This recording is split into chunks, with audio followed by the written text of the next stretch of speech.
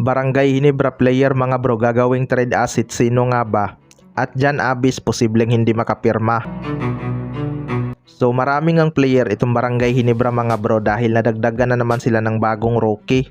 Maraming ang may gusto na ipasok si Paul Garcia sa kanilang lineup dahil may potential talaga to. Nagsikap nga itong mag-ensayo para ma-improve ang kanyang shooting mga bro. Kahit mababa ang kanyang percentage, hindi talaga to nahihiyang tumira. Pero ang isa talaga sa dapat niyang i-improve ay ang kanyang depensa. Hindi talaga siya ganun kahigpit dumipinsa mga bro, kaya siguro siya tinanggal ni Coach Tim Cone. Pero kailangan niya lang sipagan gaya ni Jason David mga bro. Kahit hindi laging nakakapuntos basta nandun ang kanyang depensa, siguradong matutuwa naman si Coach Tim Cone sa kanya.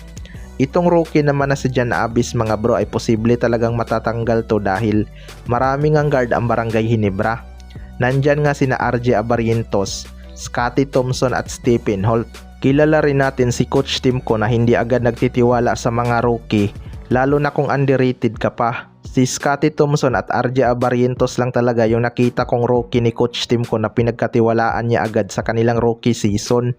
Dalawa nga lang ang posibleng slots ng Barangay Ginebra na pag-aagawan ng 5 nilang player.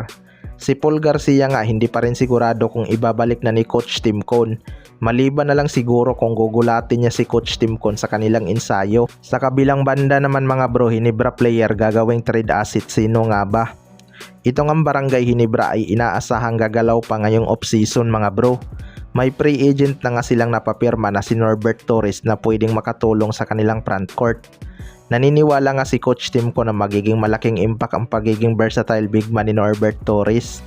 Matagal lang ang gusto ni Coach Tim Cone makuha itong si Norbert Torres, pero ngayon pa nangyari mga bro na may edad na siya.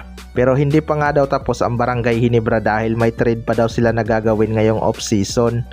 Pero sino nga ba ang kanilang magiging trade asset? Una nga dyan mga bro, si Maverick Ahanmisi. Malaki talaga ang chance na matrade to sa ibang team anytime. Loaded na kasi sa guard tong Barangay Ginebra. Isa pa, mataas-taas pa nga ang trade value nitong si Maverick Ahanmisi. Sunod naman ay si Jeremiah Gray.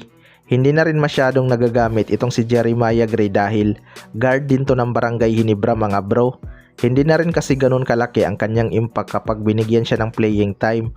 Dahil sa kanyang mga natamong injury, naging liability nga siya sa depensa. Hindi na kasi siya makadepensa ng maayos mga bro dahil iniingatan niya ang kanyang tuhod. Simula nga kinuha ito ng Barangay Ginebra, 3 beses na nga itong nagka-injury. Kaya hindi rin siya nasusulit ng Barangay Ginebra. Kaya expected na talaga kung hindi man siya matatanggal sa lineup, magiging isa ito sa kanilang trade asset.